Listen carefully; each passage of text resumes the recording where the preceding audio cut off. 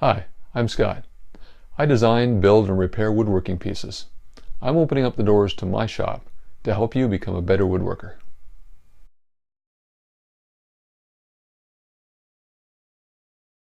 Here we have a severely broken chair. You can see what it should look like on the right-hand side.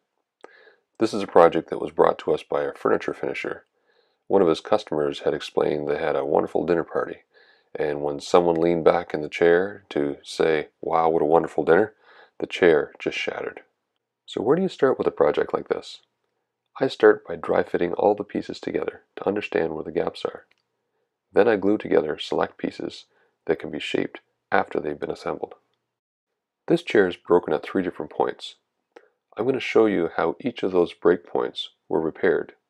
The first one is in the bottom left. Well, it doesn't look too bad from the front. The back section had a large piece missing.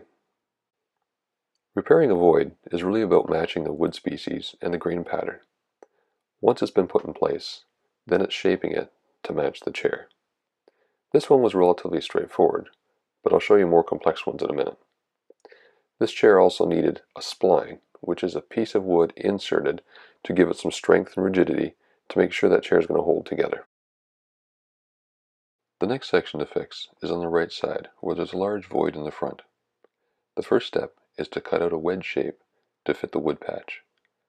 I did this with a couple of cuts of the back saw and a router to create a smooth, level bottom.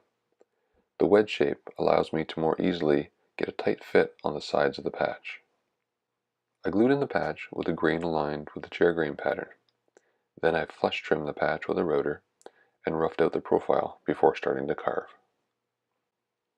The carving was done by hand, using 2 different tools. The first one was a standard bench chisel, and the second one, for the concave shape, was a gouge.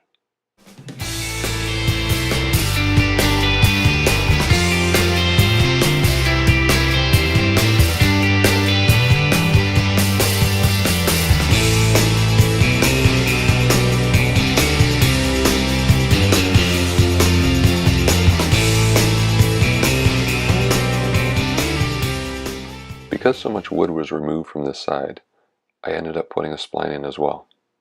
This was done with a slot cutter to create a groove, and then inserting a maple spline to give it the strength, and covering that up with mahogany to match the species of the chair. The last section to fix was in the top right. I patched the wood similar to how I've already shown you, but the carving was a little more complex.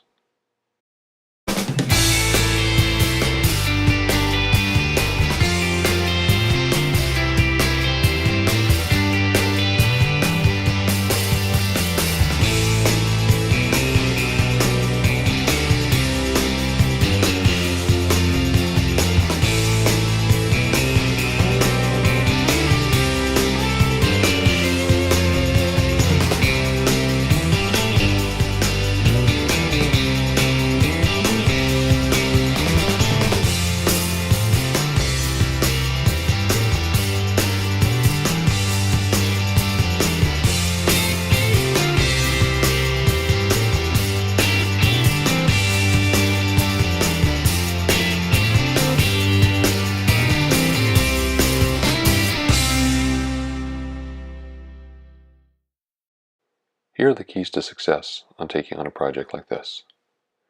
Cutting wood patches using a wedge shape so they fit nice and snug. Flush trim everything with power tools for efficiency purposes.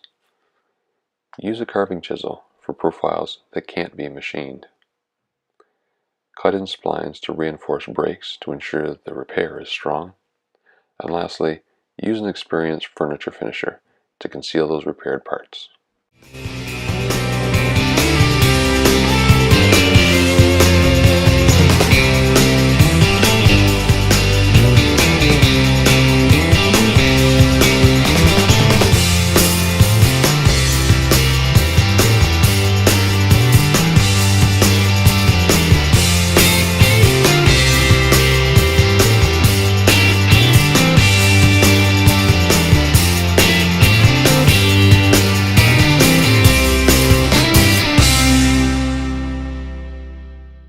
If you enjoyed this video, please subscribe. The more subscribers we get, the more we'll produce. Thank you.